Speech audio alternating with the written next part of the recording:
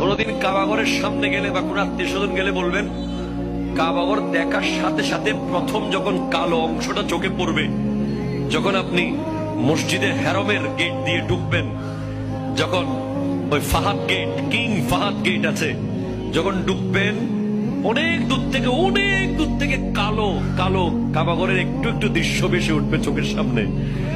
তখন দোয়াটা করবেন, কি দোয়া করবেন কয়টা? যখন কয়টা? একটা দোয়াই কবুল হবে দেখার সাথে সাথে। কাবা ঘর দেখার সাথে সাথে প্রথম যে দোয়াটা করবেন ওটা কবুল করবেন কে?